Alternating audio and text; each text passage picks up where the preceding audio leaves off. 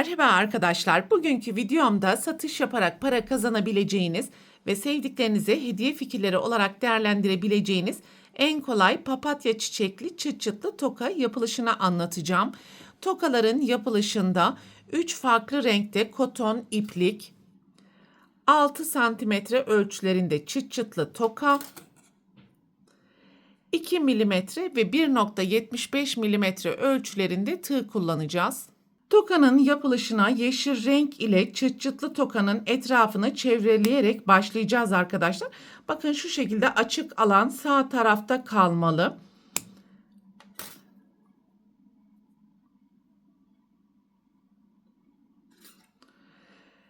Ve delikli olan nokta sol tarafta olacak şekilde ipi buraya sabitleyelim.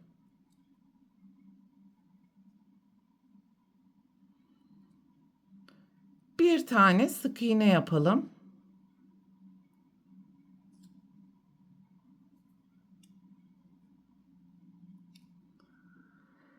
Dört zincir.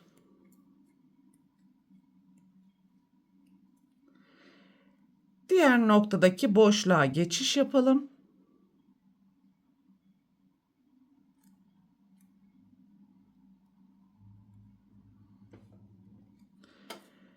Ve buradaki açılan alana kadar toplam 20 tane sık iğne yapalım. Buradaki sık iğne sayısı kullanmış olduğunuz tokanın santimetre ölçüsüne göre değişebilir. Kullanmış olduğunuz ipin kalınlığına göre de daha küçük bir çıt çıtlı toka kullanmak isterseniz sık iğne sayısını azaltabilirsiniz.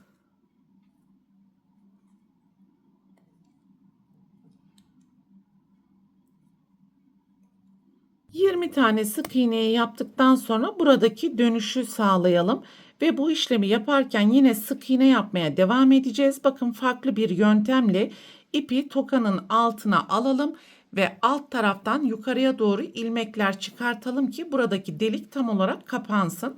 20 sık iğneden sonra 4 tane daha sık iğne yapalım ve bu alanı dönüşünü sağlayalım.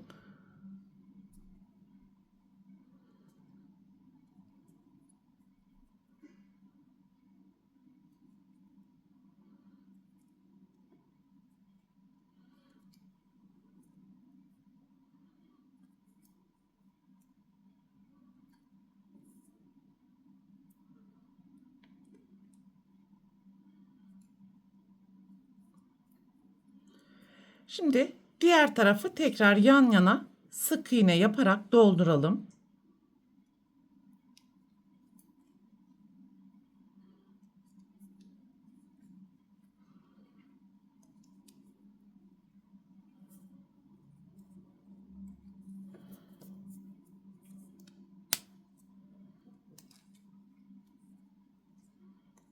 %20 sık iğneyi yaptıktan sonra ilk ipi sabitlemiş olduğumuz ilmeğin tepesine kayma dikişi yaparak sırayı tamamlayalım. Burada yapmış olduğumuz 4 zincirin içerisine 2 tane sık iğne yapalım.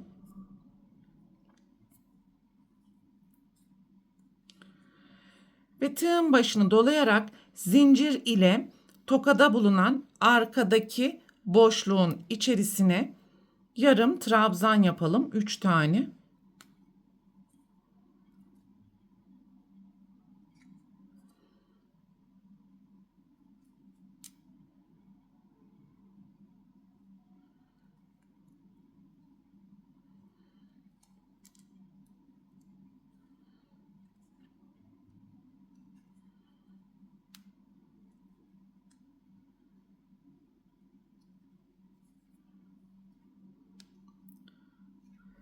Ve tekrar bu kalan küçük zincir boşluğunun içerisine 2 tane daha sık iğne yapacağız.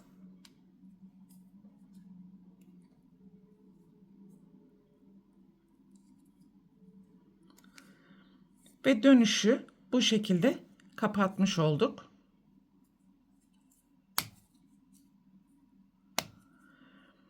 Burada görmüş olduğumuz ilk sık iğne ilmeğinin tepesine kayma dikişi yapalım. Ve şimdi altta yaptığımız tüm ilmeklerin tepesine sıra sonuna gelene kadar bir zincir kayma dikişi, bir zincir kayma dikişi yapacağız.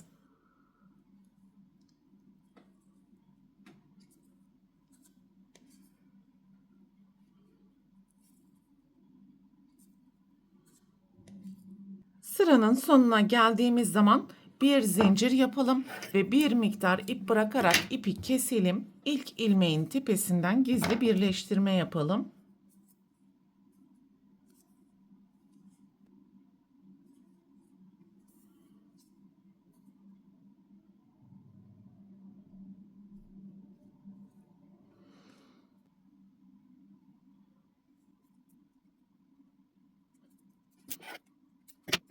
Yeşil renk ile tokanın etrafını bu şekilde çevrelemiş olduk. Şimdi sarı renk ile papatya çiçeğini yapmaya başlayalım ve tığ numarasını 2 milimetreye yükseltiyorum arkadaşlar. İsterseniz çerçeve yapmış olduğunuz tığ numarası ile devam edebilirsiniz. Sihirli halkadan sonra 4 zincir yapalım ve halkanın içerisine ikili trabzan yapalım. Aralarında bir zincir olacak şekilde halkanın içerisine toplam 9 tane ikili trabzan yapacağız ve yapmış olduğumuz başlangıç zinciri ile birlikte 10 tane ikili trabzan olmalı. Başlangıç zinciri ile birlikte toplam 10 tane ikili trabzanı yaptım. Bir zincir, 3. zincirin tepesine kayma dikiş yaparak sırayı tamamlayalım. Bir zincir, ipi keselim, beyaz renk ile devam edelim.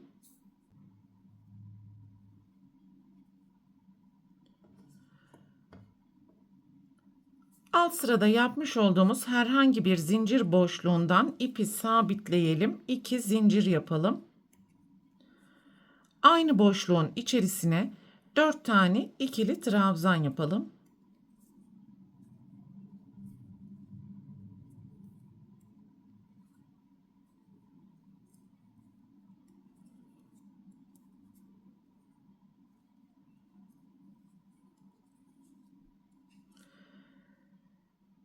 İlk ilmeğin tepesine kayma dikiş yaparak buraya popcorn oluşturalım. 2 zincir, sonraki zincir boşluğuna geçerek kayma dikişi yapalım. Tekrar 2 zincir, aynı boşluğun içerisine 4 tane ikili trabzandan oluşan popcorn yapalım.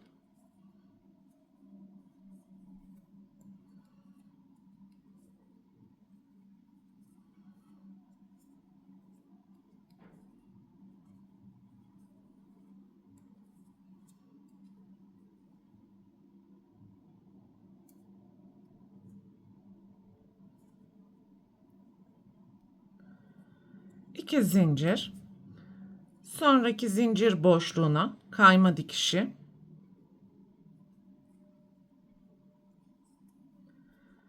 iki zincir, aynı boşluğun içerisine 4 tane ikili trabzan yaptıktan sonra popcorn yapalım ve bu şekilde sıra sonuna kadar devam edelim.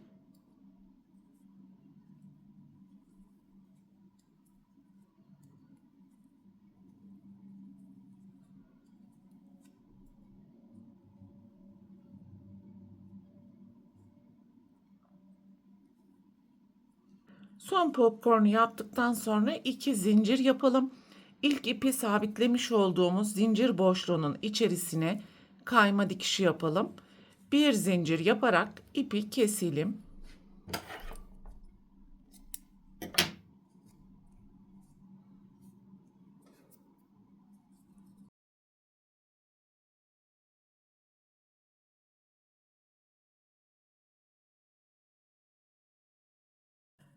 Yapmış olduğumuz bu papatya çiçek desenini buradaki üst noktadan istediğiniz bir alana yapıştırabilirsiniz arkadaşlar.